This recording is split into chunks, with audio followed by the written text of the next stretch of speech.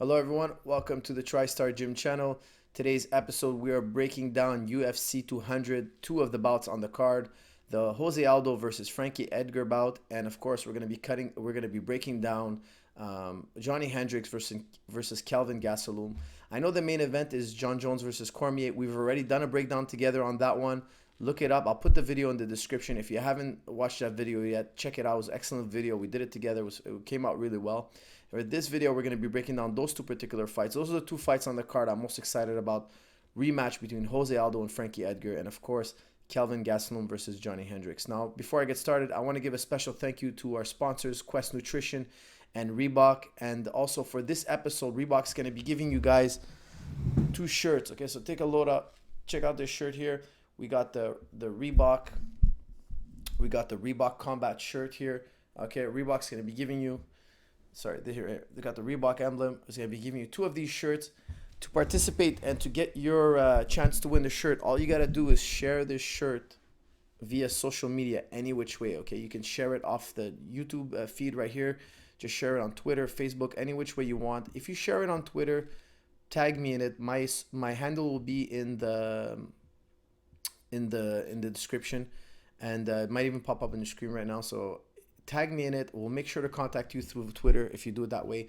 If you just share it on YouTube, we're gonna contact you through Google Plus. Okay, if your YouTube is not set up to receive messages, if you don't know how to do that, don't worry. We will message you on Google Plus. So anytime you share it, you're putting your name in the hat. Okay, leave a comment. You're also sharing it. Press like. You're also If you press like, you're putting your name in the hat. If you comment, you're putting your name in the hat. Okay, now when you comment on the video, also let me know what color you would like. Okay, this shirt comes in 4 different colors. I'll give you guys another look. It comes in blue, it comes in red, it comes in gray, and of course it comes in green. And it's got the nice little Reebok emblem on the side. Okay, so make sure to let me know what colors you like in the comments, and you're very likely to win a shirt, guys. All right, we're giving away 2 shirts, so be the first to share. Be the first. Okay, within the next 2 weeks, we're gonna send out the package. Okay, so if this video is older than 2 weeks, just share it because you like the channel. Now, before we get started, I also want to say a special thank you to Quest Nutrition. I'm gonna be talking to them soon. They're also gonna be giving away stuff on this channel. Stay tuned for that. But for now, let's get to the first question here. The first comment or question. As always, I'm answering your most liked comments and questions. So these are all from you guys, and you guys have voted to have me pick the what you guys like best. Now, the most liked comment, I was a little bit, I don't want to say disappointed with guys, but the first most liked comment or question I should say was, who is more likely to miss weight, Kelvin Gastelum or Johny Hendricks? I guess you guys found this really funny, so it was the number one most liked and answered the comment or question. This is from Silencer3121. But you know what? I'm gonna answer it as a serious question because I think they both miss weight, so it's not crazy. But there is something really interesting to this question because Johny Hendricks obviously in his last fight didn't look the same, and I saw him on weigh-in day because I had another fighter fighting on the card as well, and I saw Johny on the day of the weigh-ins, and he told me he woke up that day weighing 167. So I was like, really? What? You wake up 167. Yeah, he really wanted to make sure he doesn't miss weight. Now, he really took it seriously. As you all know, he's not working with the same dietitian anymore. He's not working with Mike Doce. He's working with a new dietitian, a nutritionist, I should say. And he really got him lean early in the week. Because I saw him the day before, and he was really low. And he told me, I think he was the day before, he's like 172. Then the day of the fight, he had breakfast. The day of the weigh-in, I mean, he weighed in 167. He told me he had time for breakfast, and he felt better that way. Now, he looked a lot smaller in the octagon. And did it affect his performance? We have more questions on that particular question coming up. So I'm not going to touch on it just now. But yes, he was totally ahead of the curve when it comes to cutting weights. I have no worries that Johnny's going to make the weight. I think when he missed weight against... in his last fight, when he missed weight, when he was supposed to fight Tyrone Woodley, I think he really took it to heart. So the second time around, he took no chances. He cut the weight. I mean, he did everything he could to get down, and he had no trouble making weight last time. He wasn't even a question that he's going to make weight. So Johny Hendricks is going to make weight for sure. Kelvin missed weight also for one fight, but you know what? He's young. He doesn't have as many years in UFC. I think everybody gets one strike. I don't think it was so bad for him. I think he will make weight. You know, he's young, his body, he's getting to know his body. He will make up weight. I'm not concerned. But for one thing's for sure is Johnny's gonna make weight. You know, the last time around he made it really, really easy. So I have no worries for him about making weight. Next one here is Rodrigo Pena. If Aldo versus McGregor 2 happens, do you think it will end just the same way as the first fight? No. If McGregor and Aldo fight again, I don't think it will end the same way. I don't think I don't think Aldo will be as reckless. You know, I think he thought McGregor was a fake. You know, I think he thought the UFC built him up and that he's a fake and he's not that good, etc. He was that good. You know, he is that good. And I think what Jose did in round number 1 of their first fight was very reckless. Very reckless. He just threw caution to the wind. He threw the 2 biggest punches in his arsenal. And he telegraphed a lot. He was swinging for the fences. You don't do that against a longer, lankier, precise counter puncher like McGregor. I mean, it's just the worst thing you can do is pounce on him like that. So I definitely think he learned his lesson. It would be crazy. It would be madness for him to try the same formula again. I think it would be madness. And I think we know, you know, for those of you who listen to the comments of Pinares, his trainer, Jose Aldo's trainer, he said, look, Jose underestimated him. You know, Jose underestimated him a little bit, and he should have showed McGregor more respect. Now, I think Aldo has a lot to prove. I think he's really bitter about his loss. It sounds like it very much so, but nonetheless, I don't think he would do the same thing again, you know, regardless. So I hope that answers your question. Okay, next question here. This question is from Idafied.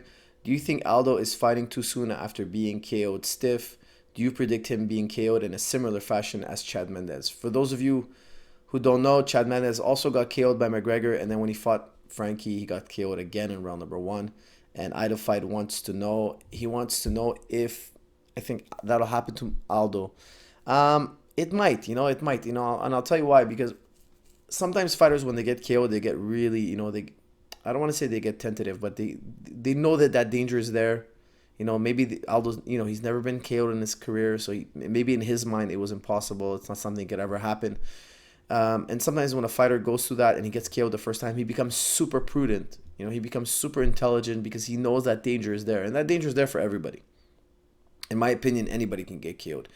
So if you look at George when he fought Matsera after he got KO'd, he became super prudent. He became super smart about not getting hit with the power side, being careful of the overhand right, etc. So is Aldo going to come out prudent? I don't know. I don't think so. I'm not hearing it in his language. You know, when I hear him talk about the Frankie Edgar fight, if I remember correctly, he said something along the lines that, the Frankie Edgar fight is a formality. It's a tune-up fight. He wants to fight McGregor. He's going to get the belt back, so if McGregor has to fight him. Something along those lines. And, I'm paraphrasing here, but he was basically dismissing Frankie, and I think that's crazy because if he dismisses Frankie, yes, I do believe he will get KO'd again. I don't think he means those words. I think he's just trying to hype up the fight. I think he knows Frankie's super dangerous. The first fight was much closer than I think most people remember. People tell me, oh, he beat Frankie easy. He did not beat Frankie easy. Go watch that fight again. I do give 3 rounds easily to Jose, but the rounds were still close, even though I decisively gave it to Jose. He didn't beat Frankie easily. Those rounds were close, even though I did without question give them to Jose. 3 out of the 5 were without question for me. So, but it wasn't a landslide. He still won by a smaller margin, in my opinion. So than what most people remember. Everybody who talks to me about that fight thinks Frankie did nothing. I mean, Frankie did really well in that fight. He could have, a few things here and there. He could have won the fight. So, will he KO Aldo? More likely now, yes, more likely. Since he's been KO'd, because Aldo has been KO'd, more likely. I do think so, more likely. And it's quite common that when people get KO'd, they get KO'd again. So if you're asking me my opinion, I think he has more chances of KOing Aldo now because Aldo's been KO'd. Because the KO Aldo went through was really rough. And I know Aldo went right back to training. I don't think he gave his body a rest. And I think he might get KO'd like that again. So remains to be seen. Next one here. Let's see your next question, guys. All right. Next question is Titran. Breakdown of Frankie's highly decorated boxing skills and the techniques he uses to overcome his opponents. he trains with a great boxing coach, Mark Henry. Mark Henry is an incredible, incredible boxing coach. I've talked to him about training a few times. And this is a boxing coach. This is an MMA coach that I think gets overlooked a lot. I think he's one of the top trainers in the world, and a lot of people overlook him. He's an excellent, excellent trainer and coach. And the one thing about Frankie is when he was fighting at 155, he had more speed. He had more quickness, I want to say, more agility. His lateral movement was really difficult for the bigger guys to handle. If you guys notice, his counter punching was really, really precise. He did a great job of going in and then stepping around his opponents. Not just going in and then back out. He was going in and stepping around. Like, he was getting some nice lateral footwork, and his head movement was excellent. His footwork and head movement were excellent on the way in because he gave up the reach on every single opponent he fought. So I really think it has a lot to do with Mark Henry's system and Frankie Edgar's intelligence as a boxer. His lateral movement, I think, is what made his career. His footwork. Most fighters try to go in and out and use their reach, whereas Frankie would go in and then lateral. He would move to one side to the next instead of coming back out. So I really think that made the really, really big difference in his career because he was so much shorter than everyone else. And also because he was such a precise counterpuncher. If you look at Frankie, he hits the chin quite often. A lot of people hit the side of the head. A lot of people hit the cheekbone. A lot of people hit the top of the head. Frankie was really good at hitting people on the chin, and that's where you want to hit a guy. A lot of people tell me, hey, look at that guy, his face is all marked up. Well, to me, that means if my face is all marked up, that means you missed. Because when you hit a guy on the chin, that's the most devastating place to hit a guy. That's the one that buzzes your legs. It buzzes your brain. It makes you weaker, physically weaker. You get slower. I scrambled your brain. Your brain is not processing as fast, okay? If I hit you on the cheekbone and you get swelled up on your cheek and your nose is bleeding, that means to me that you didn't hit me on the button. You didn't hit the guy on the button. Yeah, you marked up his face, but you didn't jar the brain. You want to jar the brain as much as possible, and to do that, you have to hit the longest lever on the face. The longest lever on the face is the chin. So I think Frankie's excellent boxing is because he's very precise where he throws his strike and his lateral movement. So that's a good, really good question, Mr. Tran. So I really appreciate it. Excellent work there. This one's from RD. Hi, Firas. Do you see any exploitable tendencies in Aldo's striking? Do you expect a tentative Aldo on the feet because of the 13-second KO in the McGregor fight? Well, is he going to be tentative? I don't think so. I think he's being more reckless than ever. I think he's insulted that he lost. I think, he's been champion for so long that for him it's just a big fluke. And I think if he comes in with that attitude, it's going to be a bad night for him. So that's the number one thing. If his comments that I'm reading about are in any way, shape, or form sincere, if he really thinks Frankie Edgar is a formality, or if it's a stepping stone, or it's an easy fight, he's going to be in a lot of trouble. Frankie Edgar is a very, very dangerous fight. So what can be exploited in Aldo's striking? I think his kicking. He's a great, great kicker. But I think if he kicks Frankie Edgar, I have a feeling that this fight, if he kicks Frankie too much, he will get taken down. And Frankie will get on top and kind of score, bank in some rounds with those takedowns. Now, in their last fight, Pederneiras was telling Aldo, kick Frankie more, keep kicking. And Aldo stopped kicking. And then Pederneiras kind of pressed him on. He wanted the kick.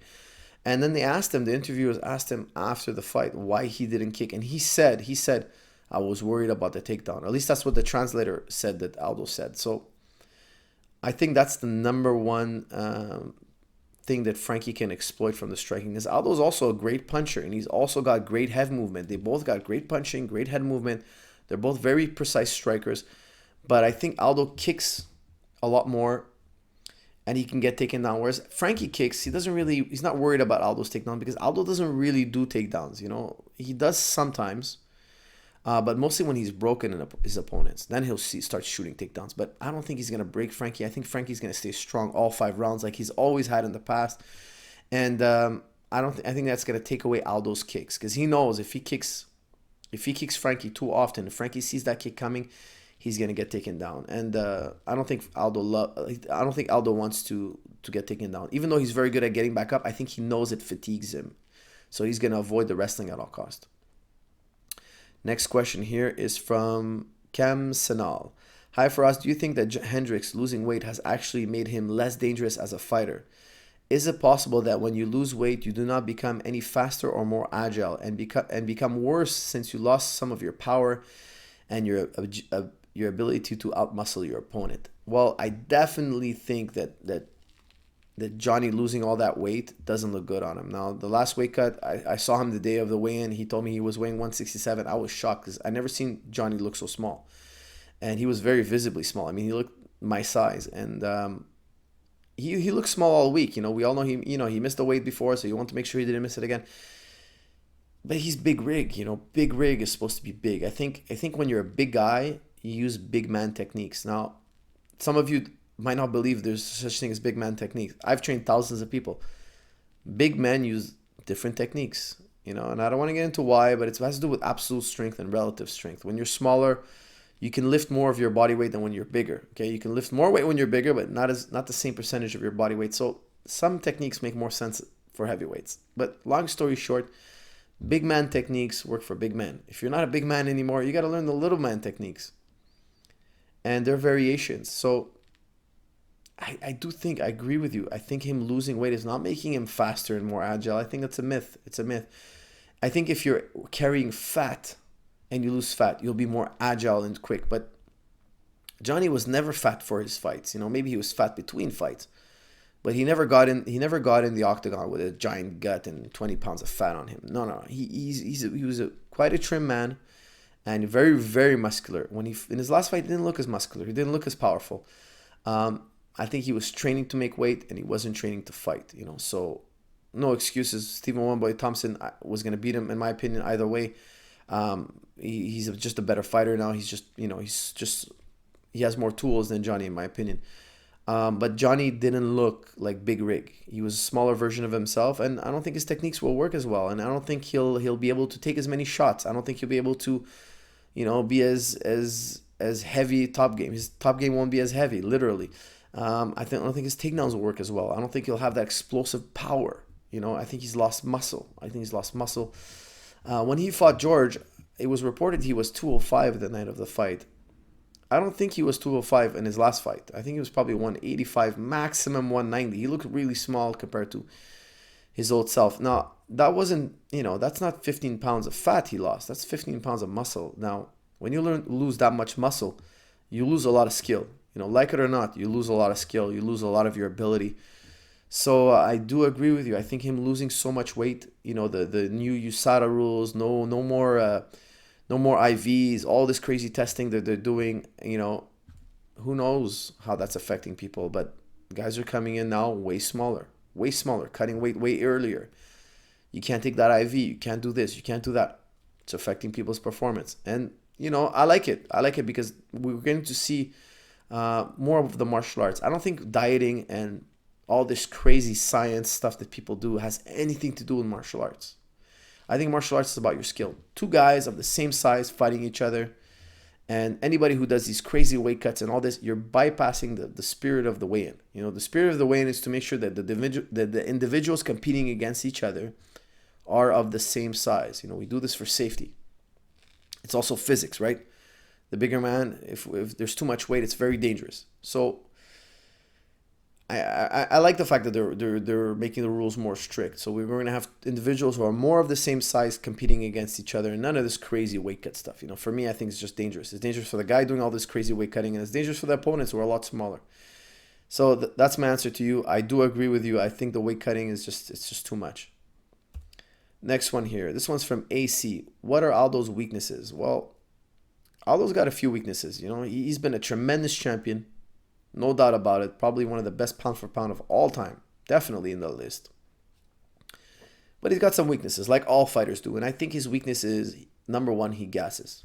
You know, in rounds 4 and 5, he starts to slow down. Now, I think Frankie, when he fought him the first time, I think it was Frankie's first fight at 145, I think Frankie was kind of surprised by the speed of Aldo, because Aldo hit him with that push kick to the face. Aldo kind of lit him up with a few strikes right off the bat. You know, it was like two gunslingers, and Aldo was just a faster to his gun. And it was the first fight at 145. Now, guys are faster at 145, and they move a lot more at 145. The 155ers, they might have the same amount of raw speed, but they don't move around as much. They're not as quick to zig and zag as the lighter weights. So if you look at the fight, in the first 3 rounds, Frankie was kind of falling behind, but then he started to figure out the timing. And now, you know, he's fought a lot more fights at 145. I think he's figured out the timing a lot more. And I don't think he's going to let those 3 first rounds slip by. I think this is going to be a seesaw battle early on. It's going to be a seesaw battle, but I think Aldo's going to fade first. So I think the first fight had a lot to do with Frankie's timing. The second fight, Frankie's timing is going to be a lot sharper. He's not going to get hit right off the draw, at least not as much. And Aldo will start to fatigue, and Frankie will start to take over. Frankie's done many 5-round fights, probably just as many as Aldo, and he's never faded in the later rounds. That's why I'm picking Frankie Edgar in this fight. I think it's going to be a heated battle, and Frankie Edgar at one point will start taking off. Now, there could always be a KO in round 1 and round 2. Of course, those are the explosive rounds, dangerous rounds, but I don't think so. I think this fight's going to go in the later rounds, and Frankie Edgar is going to start to take over, and he's going to bank in at least 3 out of the 5 rounds. That's my opinion for this fight. So next one here is Jack Orwell. Jack Orwell is asking, let me check the time here. Okay, we're good. How come Aldo's takedown defense is so high? I've heard it's because of his striking and angles he uses. Can you talk about this? He's phenomenal at his angles and when you shoot on him. If you notice, he always faces the head when he sprawls. Now, I talk about facing the head when people shoot on you all the time. It's my preference, my favorite way to defend the takedown, and he does it so well. But he also does another technique called the limp leg. Now, stay tuned on this channel because I'm going to be showing you guys the limp leg sooner or later. I'm a big believer in this takedown defense movement because we don't have a shoe on in MMA. In freestyle wrestling, in Olympic wrestling, they have a shoe on, so it's a little bit less of a common defense, but it's still very highly used in Olympic wrestling, still nonetheless. But the shoe makes it a little harder to do it because you can't slip your foot out as much. But definitely in MMA, it's a phenomenal takedown defense, the limp leg. Watch Aldo's fights. He does it all the time. When guys shoot in on him, he doesn't really sprawl. If you guys notice, he doesn't sprawl and kind of spread his legs out. What he does is he turns, faces the head, and does a limp leg. Now, when you do a limp leg, it kind of looks like you're running away from your opponent, but this is actually a very precise and highly technical wrestling move that he's using, and he's just a master of the limp leg. You know, that's why guys cannot take him down. He's just such a great limp leg. He has such a great limp leg that people can't stop him. So that's my answer to you. It's he faces the head and he goes to limp leg. A lot of fighters don't use this technique. I do. I love it. I think it's a phenomenal technique. I will be showing it on this channel sooner or later. Okay, so stay tuned for that. Next one here. This one is from Gunderson. Gunderson. So you're asking me, would you say Frankie Edgar has an advantage in a stand-up? If not, will taking Jose Aldo down be a viable option considering that he's world-class Brazilian Jiu-Jitsu in his arsenal? Yeah, but Aldo doesn't use his jiu-jitsu really. If you see him, every time he gets taken down, he uses the butterfly guard sweep to get back up. You know, he did it when Frankie took him down. He put the butterfly guard sweep, and from there he goes to the hip heist. He hip heists left, right, and he gets back up to his feet. He's got a phenomenal hip heist. So, Ken, you're asking me here if Frankie can have the advantage in the stand-up. I think so. I think the low kick of Jose Aldo is going to be countered by the takedowns. So he's going to stop low kicking. And it's going to come down to the hands. Now, Aldo also has that flying knee, which is a very viable option because he's taller than Frankie. And he has that push kick to the face, which is very dangerous. So he doesn't really elbow much. You know, Jose doesn't really throw the elbows. Not very much. You know, it's rare you see him throw an elbow.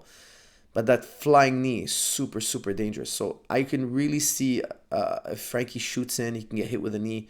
We saw it with Chad Mendes. You know, we've seen it with when he did the scissor knee to Cub Swanson. That flying knee is super dangerous. But that flying knee costs Aldo a lot of energy. So how many of those can he do? Remains to be seen. So I do think Frankie can have the advantage. I think he can counterpunch Aldo. And he can avoid that knee with his footwork. I think he'll be okay. And that's how he's going to get the advantage. He's going to be quicker. He's going to be more accurate. His head movement's going to be superior to Aldo's. But above all, Aldo will start to fade first. They're going to have a heated battle. It's going to be back and forth. It's going to look a lot like Chad Mendes and Aldo Part 2. It's going to go back and forth, but Aldo will start to get tired before Frankie. Aldo will start. It's my opinion. Frankie will take over in the later rounds, and he'll bank in the last two. He'll have one of the first three. It's going to be close, but I think one of them he'll win, and the judges will give it to him. The last two, I really think Frankie's going to take over. So, remains to be seen. Looking forward to the fight. This one is from Mick Sams. What's your opinion on Hendricks looking like he's off the juice? You know, I don't want to accuse anybody. I would never accuse anyone without proof, So does he look smaller? Does he look a lot lighter? Yes, he does. And I think it has more to do with him not being able to do the IV. Who knows, what any fighter is doing. We never know. But I think he's not allowed to take the IV, so he can't rehydrate as fast. He needs to do it orally. Plus, they're testing him. If he does do IV, they test you for IV now. So if you do an IV, you just cannot do an IV. There's just no, you're not allowed to do an IV unless you're people. I've heard people are using glass bottles now or some crazy thing like that. But I don't know if they're able to test you for that. I'm not sure exactly how it works. But if you can't do the IV, you can't dehydrate yourself as late. So I think it is affecting his performance. I think the IV definitely. If there's anything else, I don't know. But the IV, 100% sure, it's affecting a lot of fighters. A lot of fighters now are cutting weight in advance. They're coming in lighter on the weigh-in day. So it's going to affect performance for sure. Cole Ashmore. I notice Edgar often circles to the left of the opponent, so towards the opponent's power side. Why does he employ this tactic so often? And can't this get him in trouble with Aldo? Thanks for the great vids. Thank you, Ashmore. So what you're asking here is, why does he circle towards the power side? Could this get him in trouble with Aldo? I think I like to circle to the power side as well. I do when I'm sparring, and I tell guys, when you circle towards the power side, just be ready to cut back. So what does that mean? If I step hard towards the power side, if I run towards your power side, yeah, you can punch me and can knock me out, definitely. But if I take small steps towards your power side, and when you throw the power side, I cut back, I reverse my action, I'll be fine. And that's what Frankie does. He takes small little steps towards the power side. Ali circled towards the power side his entire career. He never really got in trouble. So I think if you take a large, clunky, sprinting type steps towards the power side, it's a very bad idea. I think if you take little tiny steps, and I always tell people, small steps are small risk. I've heard this saying before in boxing, and I couldn't agree with it more. I think it was Mayweather that said it first. Mayweather Sr. said it first. I think that's the first guy I ever heard say this. I don't know if he originated it or not, but he said small steps are small risk. If you take a big steps in a fight, if you run, if you lunge, those are big risks. Yes, you get more power, but you're also taking big risks. So Frankie takes small steps. He's very calculated when he circles towards the power side. He knows what he's doing, and sure, anything can get you in trouble. But I've seen guys circle away from the power side and get knocked out also. So I think it's a bit of a myth. I think it's an overutilized principle in fighting. Yes, you don't want to circle hard towards the power side, but it's not. You look at all the great fighters, they all circle towards the power side sooner or later, because if you don't, everybody knows which direction you're going. So you got to be a little bit more unpredictable, and Frankie likes to move laterally, so he can't just circle one way, okay? So thank you for the question. Next one here, Sam Aki. Does Frankie have a chance of winning against Jose? If yes, how? What is Gastelum's strength? We know that Hendricks' strength is his wrestling. Yeah, of course Frankie had Aldo. This is what I was talking about. Everybody thinks that, Aldo just beat him up so easily in their first fight. I don't agree. Watch that fight again. That fight was pretty tight. Yes, 3 rounds were clearly Aldo's, but they weren't blowouts. They weren't super easy rounds. They were close. And the last, I gave 2 rounds to Frankie. I did. It was a close fight. It was a tough fight. Aldo did everything he could to put away Frankie, and Frankie just kept coming back. And again, I think Frankie's timing was off. Sam Aki, you're gonna be surprised. I think Frankie takes this one, so stay tuned. If you're underestimating Frankie, please stay tuned. I think he's gonna win. You're asking me what Kelvin Gastelum's strengths are. Well, I've trained Kelvin in the past. I've trained with him. I've wrestled him, and I'll tell you something. He's a phenomenal athlete. He's a very, very physically strong dude. Very physically strong. I've wrestled him. We've grappled. We've trained. The man has no neck, and he's built like stone. He's built like stone. He's very strong, and he's a scrambler. He can wrestle. He can wrestle. He can go from one position to the next. I mean, he's a great movement. And you're saying here Johny Hendricks' strength is wrestling. I think Kelvin will out-wrestle him. Mark my words. I think Kelvin will out-wrestle him. If Kelvin gets taken down, he's going to scramble up to his feet. And I think he's just got that timing. I think he's got that durability. I think he's got that toughness. And, Hendricks is a great wrestler, phenomenal wrestler, but I think Kelvin's just more athletic now. I think Hendricks' athleticism has dipped a bit. for whatever reason. I don't know what reason for, but if he comes in looking like his last fight, I think he will get out wrestled by Kelvin Gastelum. I think Kelvin is just that extra level of athleticism. He's really, really a great athlete. So if Johny comes back looking like the classic Johny, we're going to have a very heated battle in the wrestling realm. If he comes back looking like he looked in his last fight, I think Kelvin will wrestle him. That's just my honest opinion. And I think he's a better athlete. If Hendricks comes like he did the last fight, that's what I mean. Because Hendricks is a phenomenal powerhouse. The classic Hendricks. But if he comes in looking like his last fight, he will get out-wrestled by Kelvin. I've wrestled Kelvin myself. I've never got a chance to wrestle Johny, and I would love to. He's a phenomenal wrestler. I'm sure I would learn a lot, but I think Kelvin's got that athletic edge. Donald Richardson, do you think the advantage in transition? Do you think? Who has the advantage in the transition? A couple of years ago, I was really impressed with Kelvin Gastelum, how he would move in with his strikes and get to his opponents on the cage, overwhelm them with the clinch. Styles makes fights. Tough matchup for Hendricks. I'm surprised Kelvin is a 150 plus underdog. Your thoughts? I think they put him an underdog because Johny has so many more fights. Johny has world championship fights. Johnny's been around a long time. His transitions are great. I already talked about that. I agree. Styles make fights. It's a mirror match. They're both southpaws. They're both power punchers. They're both big, strong wrestlers. But Johny Hendricks seems to be smaller now. He seems to be a little less strong. Is the classic Johny going to walk in that octagon? Because if it's the classic Johny, I would tip my hat and I'll probably say, look, Johny has more experience. He's going to eke this fight out. If Johny comes out looking like his last fight, in my opinion, I think Kelvin has the advantage. So if he's a plus 150, I think if he's a plus 150 is because the matchmakers think Johnny's going to come back big and strong like he used to be.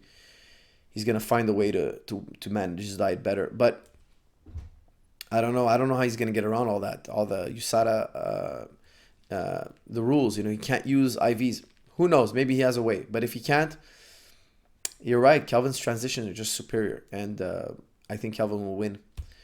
Next one here. Frankie versus Aldo. Last time was a close battle. Thank you, Mr. Your username is A. It's literally the letter A. Excellent. Aldo had momentum on his side. Frankie was coming off 2 losses. Now the momentum has shifted. Do you think it'll change the outcome in the favor of the one with momentum, being Frankie Edgar? That one coming off losses is hungrier and fights better, or is that really, really important? Well, I think what you're trying to say here is last time Frankie came off a loss, and now it's Aldo coming off a loss. Last time Aldo had the momentum, now Frankie has the momentum. I agree with you. Frankie will win because he has the momentum behind him. I don't think Aldo is the same has the same edge he used to have. Well, I'll tell you why. Because he's been fighting the same way for so long that people are starting to figure him out. When he pounced on Conor McGregor, he threw the same combo he always throws. People are watching him. He's the champion. People are starting to understand what he does. He leaped in with a huge left hook and a right cross and a huge left hook, and that hook was wide. It was really, really wide, and he closes his fists and he tenses up his arms. Really, really, he tries to muscle through. He tries to power through, and that was overwhelming at first because people never saw really that intensity in the octagon. But I don't think it's gonna overwhelm Frankie. And you're right, Frankie has that momentum behind him. I think he's gonna carry him through, and I think he's gonna win. And we're gonna have a new interim champion. Next year, I think we're nearing the end, guys. So here it is. This one's from Brian McGargle. If Frankie does get if Frankie does get Jose Aldo down, who do you think has the advantage on the floor? Well, whoever's on top. It doesn't matter. I don't think Jose will get a sweep. I don't think he'll get a sub. I think he'll get back up if he's on the bottom, and same thing for Frankie. I think the guy who gets on top will have the advantage if he can hold the other down, but I don't think we'll see a lot of progression on the ground.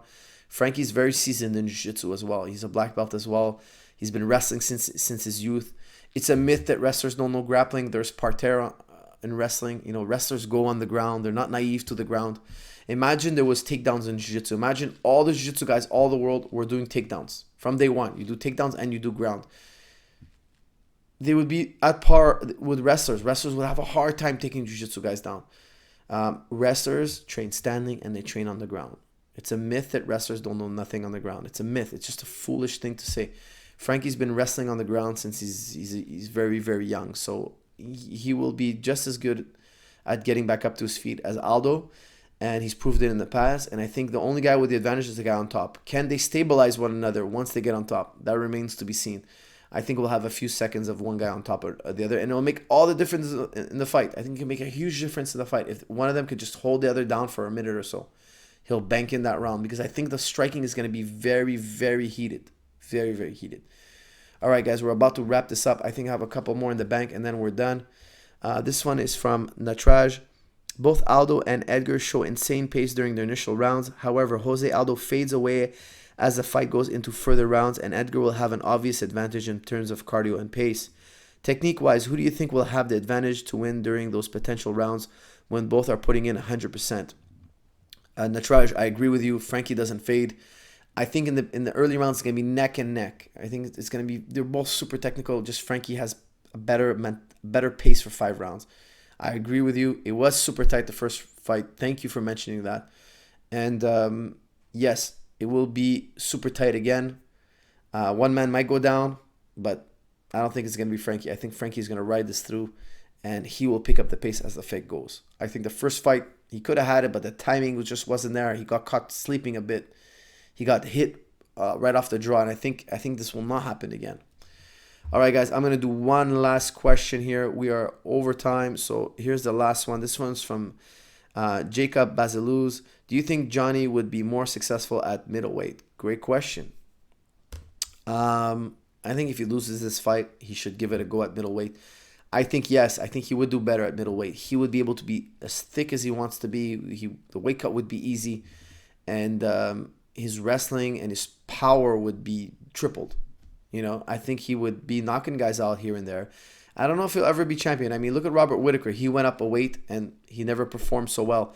And I trained with Robert. You know, he did so well in the gym. And then on fight night, when he was fighting at 170, he looked a little flat.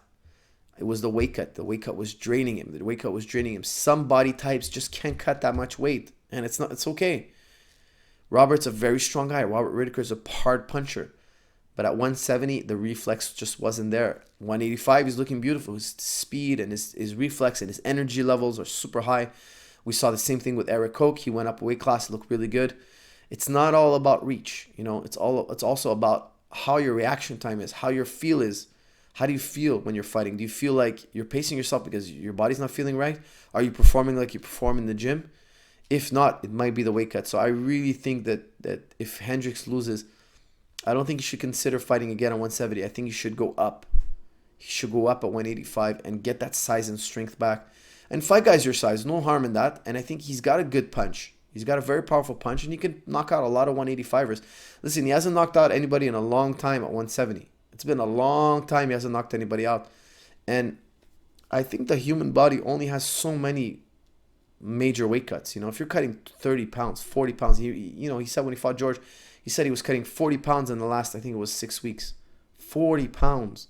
That's a ridiculous amount of weight to cut. And I think your body only has so many monster cuts. And, I think at the end you're going to have thyroid problems. You're going to have kidney issues. You're going to have adrenal gland problems. I'm not a doctor, but I've heard doctors tell me that. Doctors have told me, hey, this guy's cutting a lot of weight. Does he know that these things can happen to your system over time? And you can have eating disorders. They've warned us about a lot of things. Now, I also know fighters who live these issues. They have lived these issues. They have done weight cuts, and they've had problems after. They had to see a doctor. They had to get back on proper eating. They had problems later on. Physiologically, mentally, etc. Guys balloon up after, and they have eating. Just can't stop eating. They become obsessed with eating. So I really believe that weight cutting should be eliminated. A lot of you guys are going to think I'm crazy. I think weight cutting should be controlled. It should be done at a minimum, and guys should be weighed in the next day, maybe just in private. It doesn't have to be a whole show. The commission should be there. There should be a certain amount of weight that's allowed to be taken back. If you added 40 pounds the next day, we know you're doing these monster weight cuts. You're not the same size as your opponent. It's not a fair fight. The spirit of the weigh-in is to prove to the public that these two are of the same size competing against one another. It's a fair fight. it's a cowardly thing, I think, to bypass all that with technology and science and all this crazy stuff that I don't even personally know how it works. Because I don't recommend that to anybody. I don't look into it because I would never use that. I think it's cheating. You know, using all these substances and all. This has nothing to do with martial arts. Nothing to do with martial arts. I think a true martial artist will never do this. So that's my opinion. I hope I didn't offend anybody who does monster weight cuts. I don't blame you guys for following the rules. If the rules reward guys who are doing monster weight cuts, guys are going to do monster weight cuts. We have to change the rules. I believe weigh-ins should be done the day before, publicly, for everybody to see, have fun. There's a lot of pageantry to it. People like to see the fighters the day before. But we should weigh in the fighters the day of the fight, and they should have a limited amount of weight they can take back. Now, some of you are going to say, oh, but you're going to dehydrate fighters. No, I want them to be hydrated, just not be bigger. Don't be bigger than your opponent. Lose the same amount of weight as your opponent. Be as lean as your opponent. Be just as hydrated as your opponent. And fight the same size as your opponent. Fight a man the same size as you. Make it a fair fight. Okay, guys, with that note, don't forget, you can get this cool shirt, guys. You can get this cool shirt. Look at this shirt. Like, share, comment. Get your free shirt. We're giving away 2. In 2 weeks, I'm giving away 2 shirts. So keep sharing this thing for 2 weeks. In 2 weeks, I'm going to send you guys 2 of these shirts. Reebok is sending them to you.